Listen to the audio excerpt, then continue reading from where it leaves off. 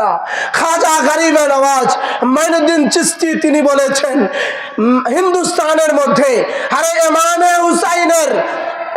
হুসাইনের জুবান দিয়ে যদি শুধু বলতেন পানি চলে আসো, উনার কাদামে পানি এসে হাজির হয়ে যেত।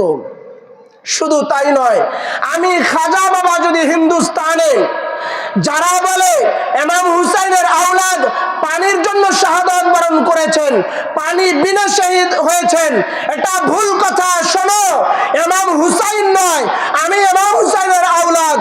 এই হিন্দুস্তানে যদি নগের খোঁচা দেই, আমার পায়ের নগের খোঁচাতে হিন্দুস্তানে পানির সৈলাব হয়ে যাবে।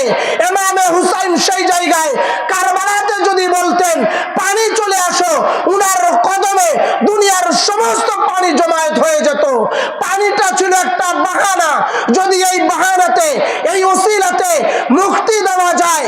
কিন্তু তারা আহলে বাইত রাসূলকে চিনতে পারে নাই, বরং তারা নামাজি ছিল, রোজাদার ছিল, জুব্বা পরেছে, টুপি পরেছে, হাব্বা গুব্বা পরেছে, তসবিহ পরেছে, জুবানে আল্লাহর জিকির ছিল।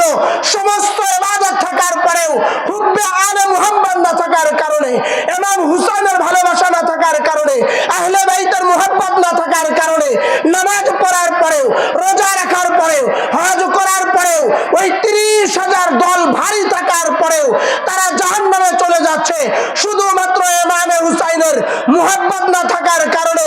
অতএব এই সমাজের মধ্যে, এই যুগের মধ্যে, এই জামানার মধ্যে, এই সময়ে বড় বড় দল থাকতে পারে, বড় জমায়েত হতে পারে, বড় বড় সম্মেলন হতে পারে, কিন্তু বড় জুব্বা পরনেওয়ালা হতে পারে, দাড়ি রাখনেওয়ালা হতে পারে, 3 তলা টুপি পরনেওয়ালা হতে পারে, আরবিতে কথা বলতে পারে, তাদের স্ট্যান্ডার্ড আরো বেশি ভালো হতে পারে।